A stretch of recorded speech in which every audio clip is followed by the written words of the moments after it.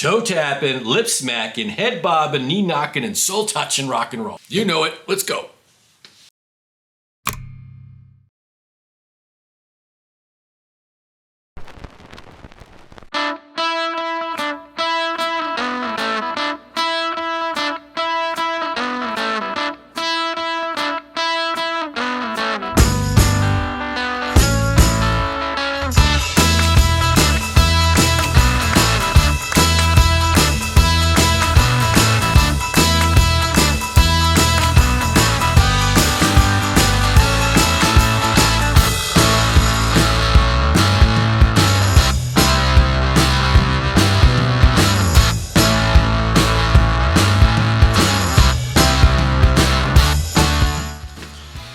Hey everybody, thanks for coming in today. I appreciate it.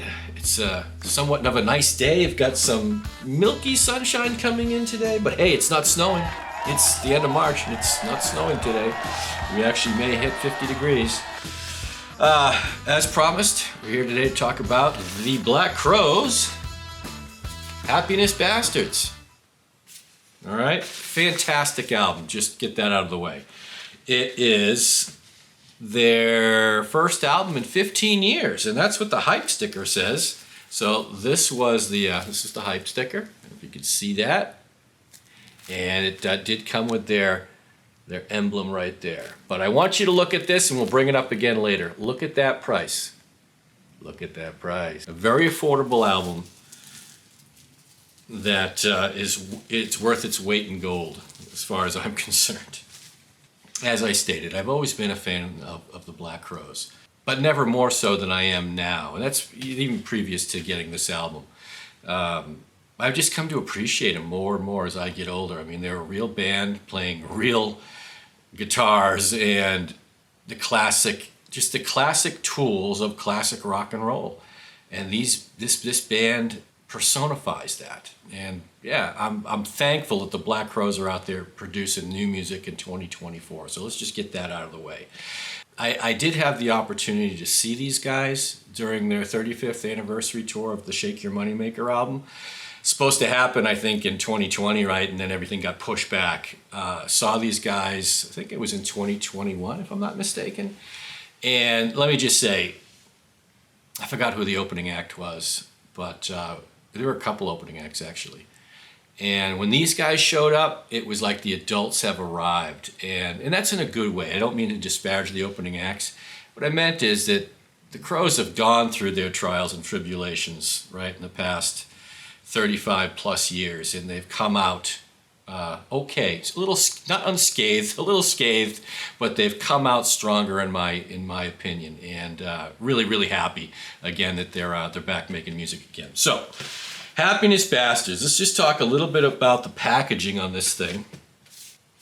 You got a good, for, again, what did I say? It was $24.99 for this album, all right? So that's the price point.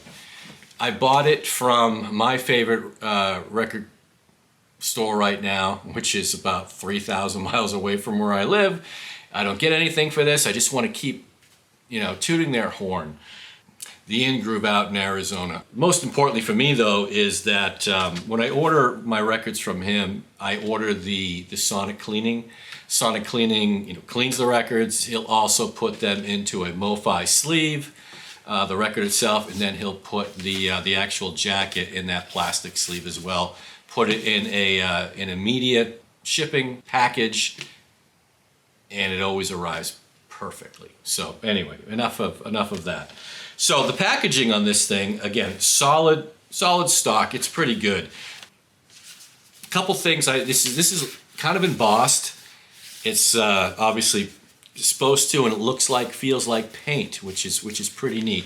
A couple things that I learned about the particular artwork on the album, and I'll try and put a link below to a couple recent YouTube videos that I saw some interviews with either Chris or Rich Robinson.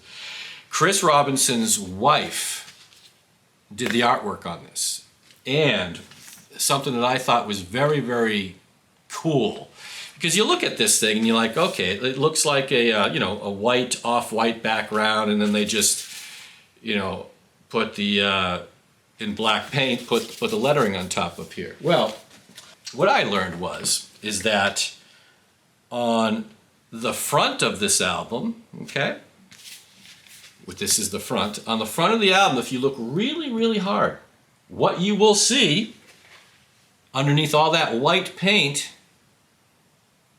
is this. You will see their second album, the Southern Harmony, the Southern Harmony and Musical Companion. And you could almost see that. And it's actually, and on the other side, I don't have the album, but on the other side, it's actually Shake Your Moneymaker underneath here. Pretty neat, huh?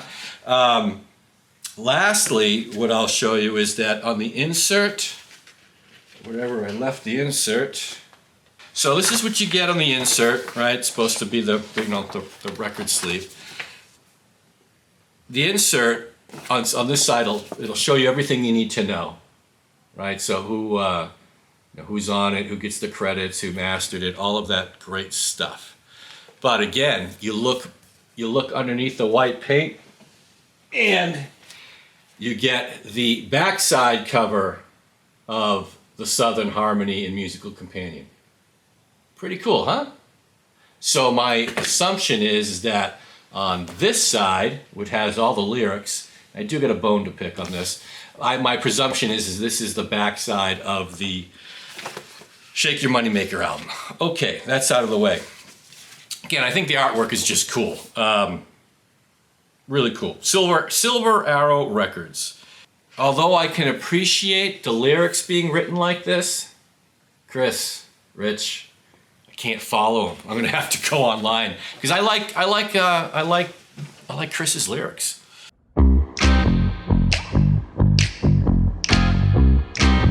So overall, my first impressions on how it sounds is, from a soundstage perspective, it's big and it's wide. It's 5 feet outside of my left and right speakers, and it gets up there to about 5 feet above the tweeter of the speaker itself. It's a nice soundstage. Again, this is a 33 1/3 RPM, and the thing's $25. The vinyl is quiet. It's dead flat. It was a great condition. No complaints with the soundstage at all. As far as the mix has a lot. I mean, this is a rock and roll band. You've got your backup singers, you've got, lead, you got rhythm guitars, you got keyboards, you got drums. But boy, they layered on a lot of, in the mix, they layered on a lot of different guitars. And thankfully, this has a nice depth to it from a soundstage perspective. The depth is getting, it's getting to at least 3 or 4 feet in that holographic image that you see in your mind's eye when you close your eyes and listen to this. It sounds great. Really, really like the soundstage and the mix of this record. It's really good. I listened to this 5 times. When I got it last week, popped it on immediately, listened to it complete through twice. No note taking, just enjoying the music. And then the next day I listened to it 2 more times, started taking some notes there. And then I took a break. Yesterday I actually wanted to kind of cleanse the palate, the hearing palate a little bit. So I listened to one of those new records that I got over the weekend. In this case, I listened to Dire Straits' Lover of a Gold, the original pressing, really good. So that changed the way I heard things, and then I popped this thing back on again and had my notes in front of me and just added any type of, any more interesting tidbits I wanted to put down, or as importantly rather, is just confirm what I thought I heard in the first several go-arounds. So in general, this record is toe-tapping, lip-smacking, head-bobbing, knee-knocking, and soul-touching rock and roll. It is fantastic. It's a fantastic listen. All right, so let's get into the first song on side 1. It's called Bedside Manners. It's a great opening song. It's got a little mid to upper tempo, classic rock and roll song. The toe was tapping right away. The head started bobbing. It's got a great riff to start it off with. And what I wrote down here is it's got a nice piano. It's got a nice piano vibe. Almost feels like a Nicky Hopkins or Bobby Whitlock type of kind of vibe to it, right? But the way it was placed in the mix is you could really hear it was clear. The mix on this album is fantastic. As I mentioned earlier, you're getting great bass, you're getting great treble. The mids really flourish here on the soundstage. And well, that's what you want in a good rock and roll album, right? And that's what you get here. I wrote down, you get a breakdown about 3/4 of the way through the first song where everything slows down, and then you get this snarling guitar solo. Just oozes, the tonality that comes out of this album is just, it's awesome. And it's just a perfect, I don't want to use the word perfect. You got great rock and roll tones coming out of this record. It's great. All right, coming out of Bedside Manners into song 2, it's called Rats and Clowns. It starts off with this great, nasty, raunchy, overdriven guitar sound.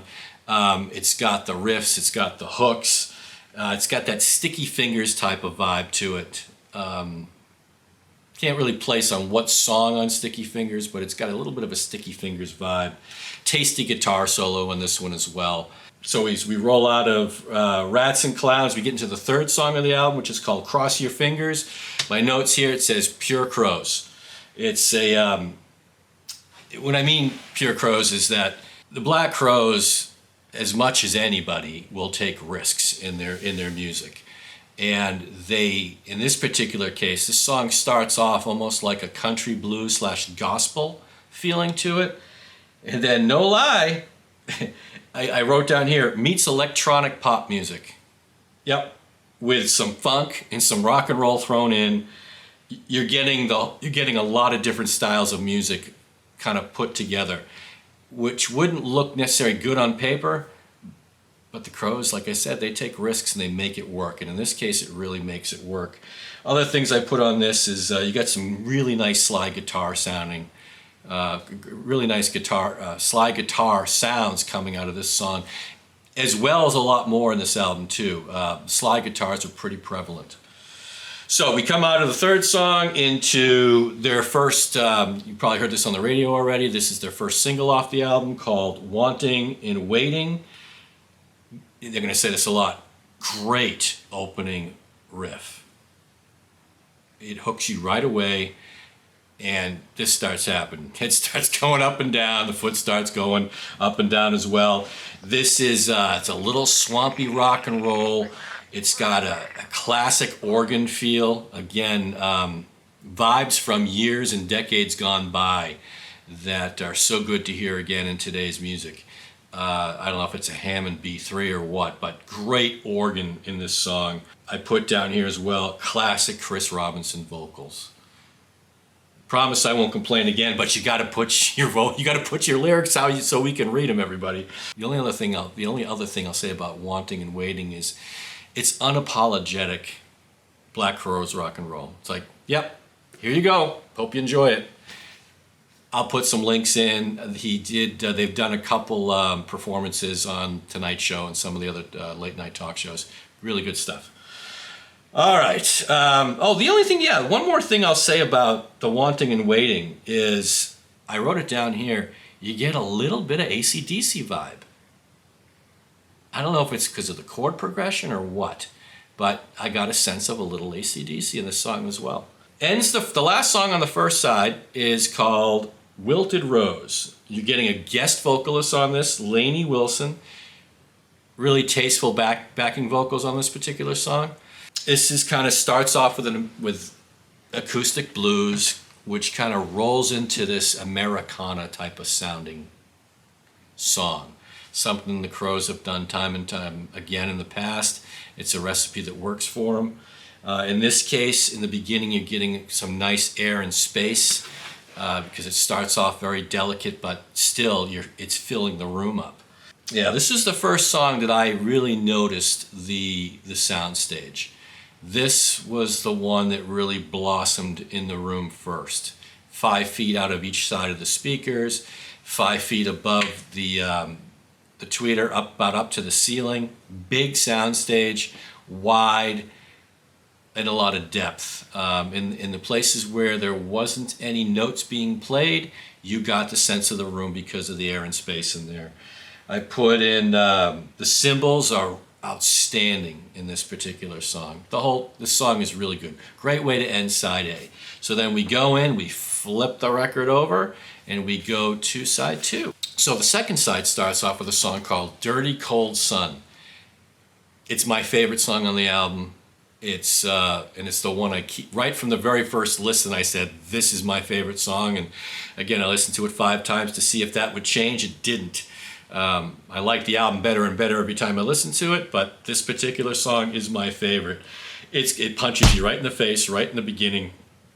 It's got a nice beat to it. It's big and wide is the sound stage, and you get a lot of depth in here as well. It's one of those songs where there's a lot of layering and a lot of instrumentation going on. The bass, mids, and treble are all there. This is I say it's a warm sounding album. It harkens back to days gone by. There's a section in this song where the drummer is hitting the very center of that cymbal, and it's ringing out, high in the soundstage too, probably about 4 feet. This song was ultra HD when you closed your eyes and you got that soundstage and that imaging. It was really good. Again, I couldn't stop moving when I listened to this song. My head was going a million miles an hour. My feet were stomping. Great tune. I hope this comes, I hope this is a radio play. Not radio play. I don't listen to the radio anymore. Yeah, so take that for what it's worth. All right, so we come out of that song and we go to the 7th song of the album, which is called Bleed It Dry. It's kind of like a Dylan-ish rock and roll song. It's kind of like it had that Dylan cadence to it as far as, his rock songs. As far as how he was delivering the lyrics. I think Chris was doing a lot of that unintentionally. I don't know, it just gave me that Dylan vibe.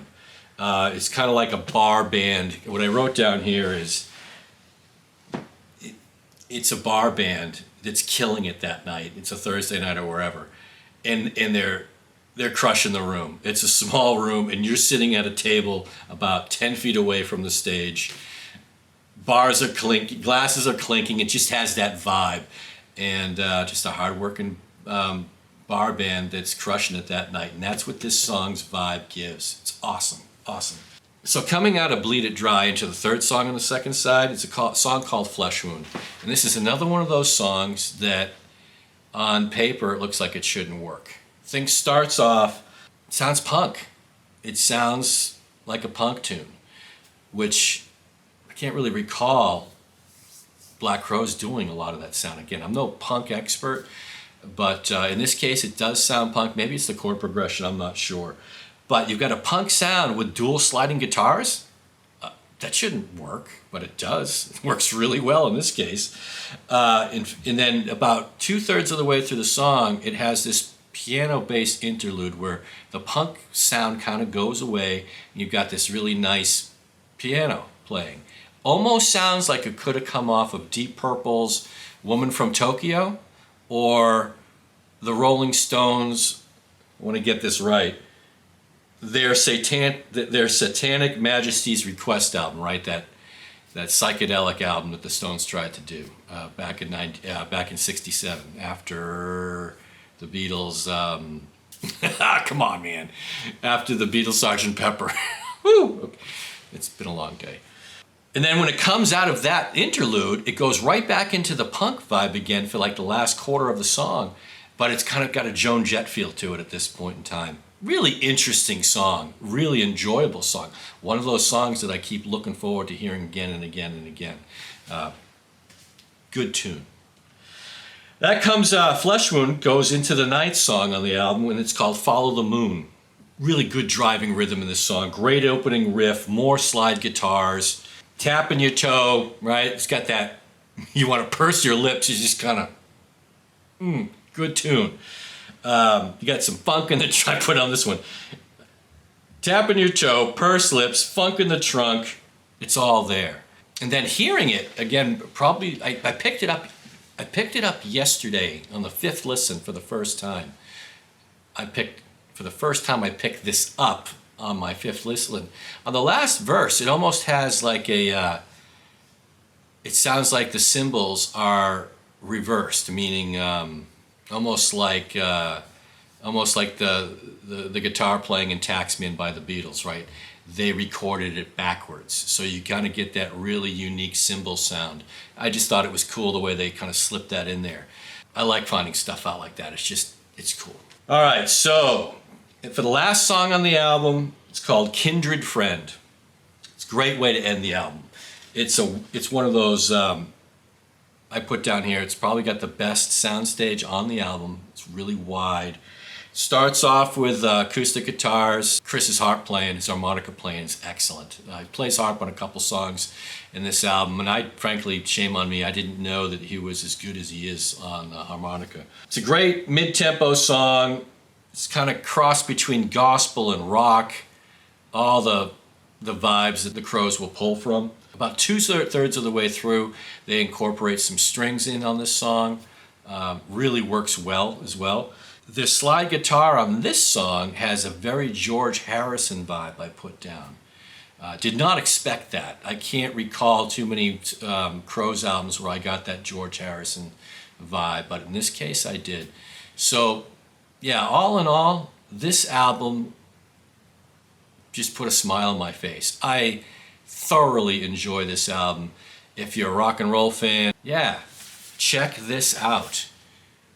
Happiness Bastards. And I like this on the inside. Trust us, never trust us. I'm gonna figure out what that means, but yeah. So that's it for Happiness Bastards. Yeah, great album. Really, really great album. 10 songs that there's no filler on this album. There shouldn't be after 15 years, right? But really, there's no filler on this album. I'm not looking to skip any song when I'm listening to this. Pretty hard to do on vinyl record, but there's no filler. Every song I look forward to listening to. Every time I listen to it, I get something else out of it, which is fantastic. So for $24.99, this is a steal. It's a quiet, dead quiet, flat record that has great soundstage, great depth, great mixing, great musicianship, great lyrics, great performances.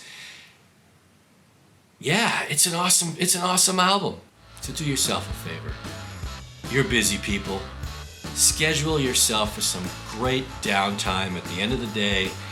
Go and get Happiness Bastards for $25. Slap it on your modestly priced turntable in your modestly priced hi-fi system. Kick back with your favorite beverage and get ready to do some toe tapping, some head bobbing, some knee knocking, and relax, okay? We all need our time of day. We all need to relax a little bit more. So if not now, when? Take the time. Go out there and start enjoying the music again. Okay, everybody? Thanks for showing up. I appreciate it, and I can't wait to get on with the next review. Have a great rest of your week, everybody.